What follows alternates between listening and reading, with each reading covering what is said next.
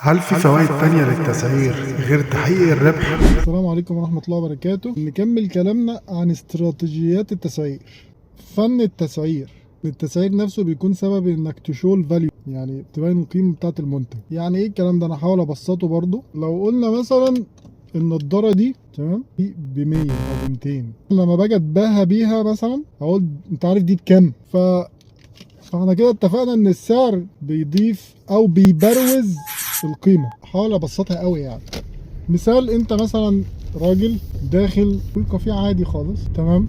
فنقول ان كوبايه القهوه دي ب 20. المكان البريمير قوي الجامد قوي بيعملها ب 60. انا ما بتكلمش على البريمير، انا بتكلم على الحاجه العاديه الشعبي، بيعملها ب 20. بس القهوه بتاعته بقى تحفه، جميله جدا، احسن من اي قهوه في مكان تاني. تبص عليها كده حاجه يعني لا مظبوطه، بن تمام، الصنايعي اللي عاملها فاهم. تشرب كوبايه قهوه الناس كلها زي ما بتقول كده بتحلف بيها. فانا كده عندي كواليتي، جوده كويسه. انا فئه السعر بتاعتي 20، لو عملتها ب 25 يبقى انا كده بقول ايه؟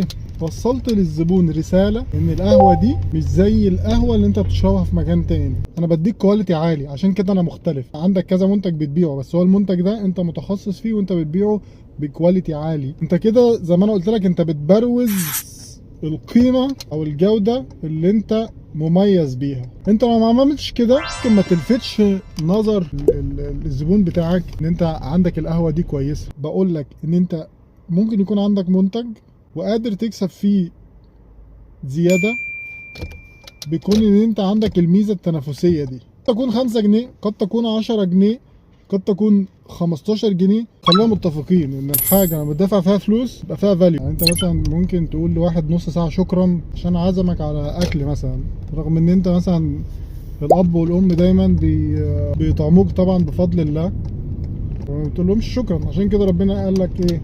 هنشكر لي ولوالدي الي المصير. اتمنى ان تكون النقطه دي وضحت، ولو ما كانتش واضحه اسالني وانا هبينها لك ان شاء الله. المره الجايه انا ممكن اكلمك عن الكومباتيتيف ادفانتج او الميزه التنافسيه.